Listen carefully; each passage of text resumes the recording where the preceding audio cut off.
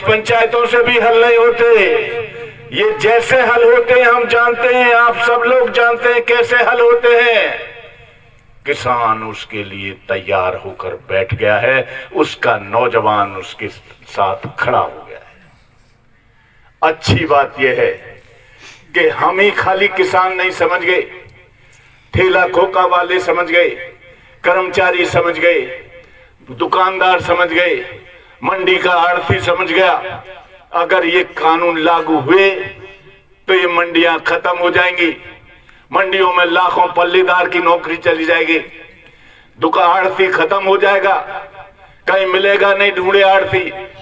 इसलिए वो लाखों लाख जनता किसानों के आंदोलन की तरफ बड़ी आशा भरी नजर से देख रही है कि किसान कैसे ही जीते, कहीं ऐसा ना हो मोदी जीत जाए। वो भगवान से भी दुआ कर रहे हैं कैसे ये किसान जीते, और वो लाख उनको गुमराह करने के लिए इधर उधर की बात करते हैं। बॉर्डर बंद कर देते हैं, गाजियाबाद और दिल्ली के सारे बॉर्डर बंद कर दिए ताकि दिल्ली की जनता परेशान हो। झाड़ झंकाड़ों में से निकलकर मोटरसाइकिल और उनसे निकलकर जा रहे हैं, रास्ते बंद कर दिए। इसके बावजूद वो किसान आंदोलन के खिलाफ नफरत पैदा नहीं हो रही है उनमें।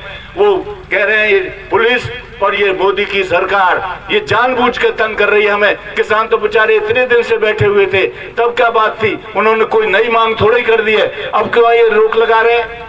उल्टा पड़ रहा हर पासा। साथियों, क्यों है ये ऐसा? इन नीतियों में इनमें है क्या, मैं वो बताना चाहता हूं। हालांकि अब तक सब जान चुके हैं, लेकिन है क्या इनमें? पहली बात, कृषि जिंसों का व्यापार कंपनियों के हवाले कर दिया गया है। ये पहले भी था, लेकिन ये कंपनियां क्या करती थी, किसान के घर में आया, सस्ते में खरीद लिया, अपने गोदामों में भर लिया, और फिर उपभोक्ता को, मजदूर को, जिसे खाने की जरूरत पड़ी या और जरूरत पड़ी कोई, उसको महंगे में बेचते थे। और कभी कभी ये बनावटी अकाल पैदा कर लेते थे, गोदामों में माल भरा हुआ है और जनता तड़प तड़प के भूख से मर रही है।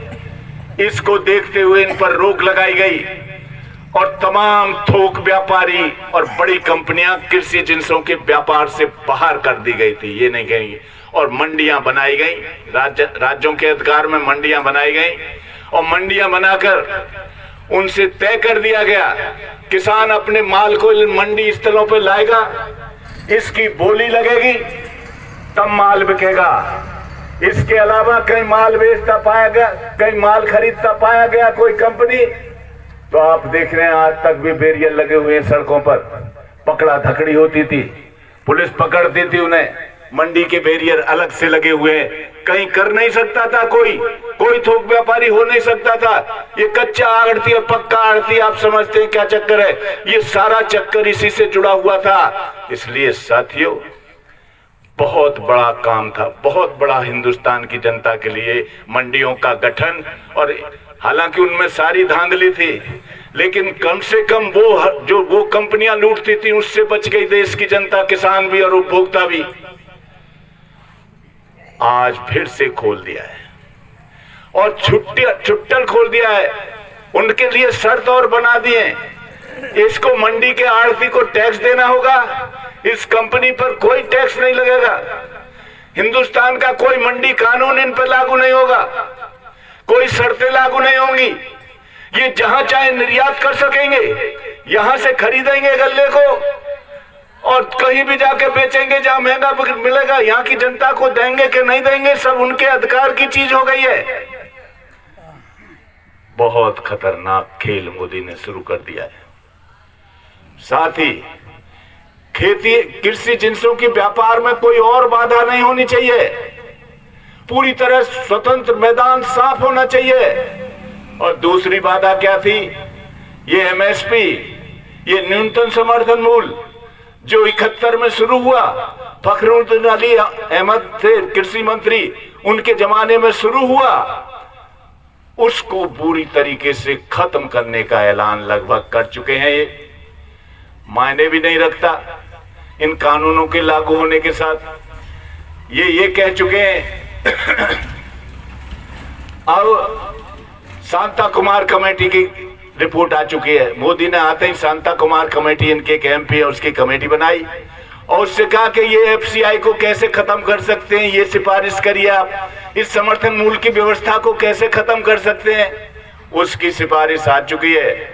क्या बोला है, ये सफेद हाथी है FCI, और ये जो चूंकि कुल 94% किसानों की तो खरीदी नहीं जाती फसल, सिर्फ 6% की खरीदी जाती है। क्या फायदा इससे, इसको खत्म करो। ये सिफारिश मोदी के हाथ में आ चुकी है, उस कमेटी की सिफारिश है। इसके आधार पर इसको खत्म करने का फैसला लगभग कर चुके हैं। इसलिए साथियों, ये क्योंकि अगर सरकार व्यापार करती रहेगी, सरकार खरीद फरोख्त करती रहेगी, तो कंपनियां यहाँ कोई झांझ बजाने के लिए आ रही हैं, वो लूटने के लिए आ रही हैं, वो समूचे गल्ले पर समूचे कृषि जिन्सों के व्यापार को अपने हाथ में लेना चाहती हैं। इसलिए कितनी बेहतर व्यवस्था थी, अरे वो समर्थन मूल्य की व्यवस्था इतनी बेहतर थी कि हम नीचे वाला ही रेट हालांकि घोषित करते रहे ये लोग, लेकिन एक गारंटी हो गई, पंजाब और हरियाणा में समर्थन मूल्य की गारंटी हो गई। उत्तर प्रदेश में ये गारंटी हो गई कि जहां हम लड़ लेते किसान यूनियन या किसान सभा, वहां अपना बिकवा देते थे हम। ये गारंटी हो गई, कानून था, पूरे देश में लागू नहीं हुआ, जिसको और ज्यादा लागू करने की जरूरत थी।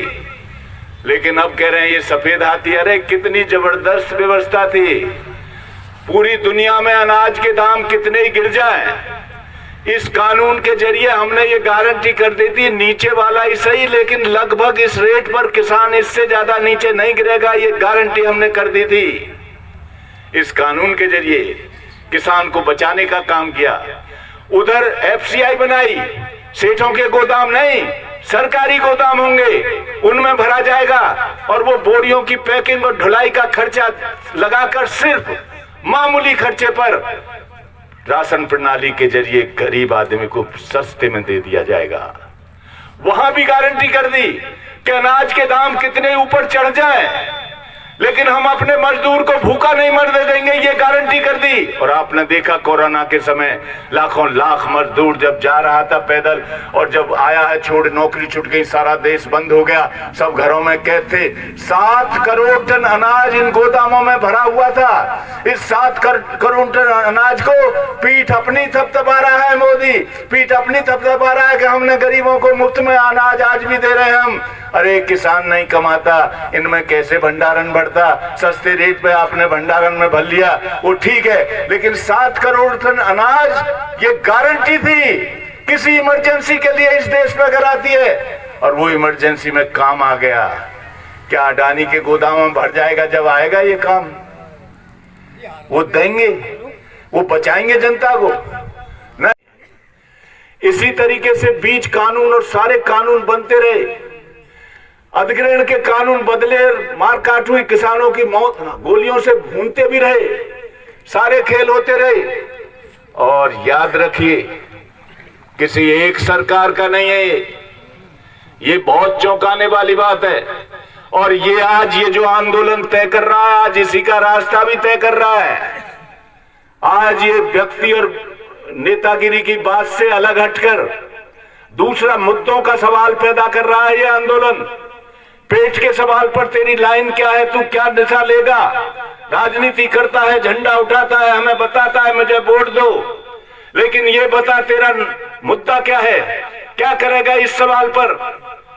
ये नए सिरे से परिभाषित कर रहा है ये जो आंदोलन है साथियों।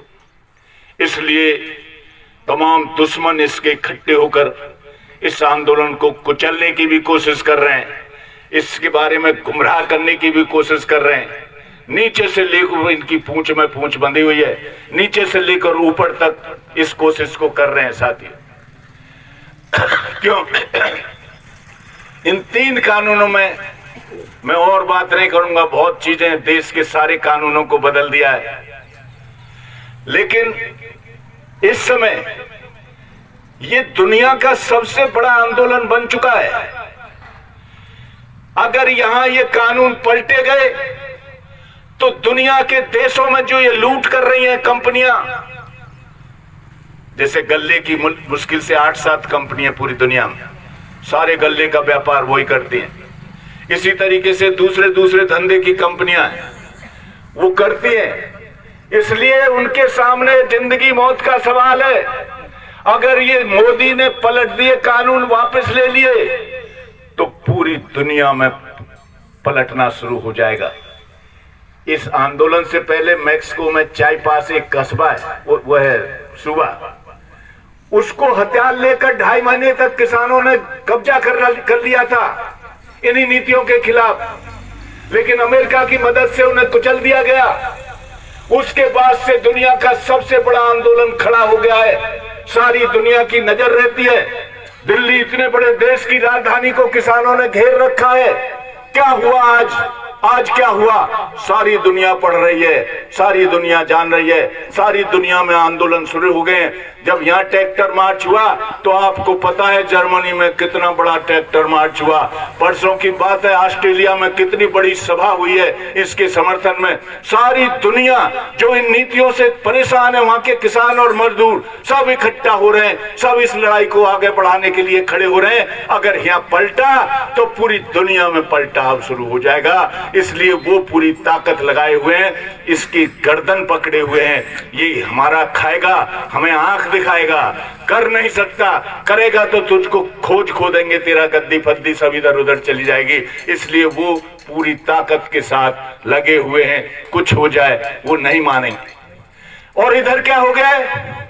हमारा बच्चा बोल रहा था, नौजवान, कितनी बढ़िया बात बोल रहा, उसकी सारे सार को समझ गए। किसानों के बेटे नौजवान वो सार को समझ गए, इन जो 3 कानून है इनके सार को, और इसके सार को समझ गए। तो 75% नौजवान है इन बॉर्डरों पर किसान का बेटा।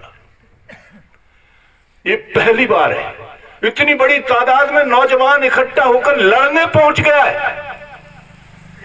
वो समझ रहा है और उसकी समझ में ये आ गया है किसान की में, और उसके साथ दूसरे हिस्से मिलते चले जा रहे हैं कि अगर हम ये लागू हुए कानून तो हमारी पीढ़ियां खत्म हो जाएंगी, कोई मतलब नहीं होगा, कीड़े मकोड़े की जिंदगी जिएंगे। इसलिए वो समझ गए, दोनों तरफ पाला खिंच गया है।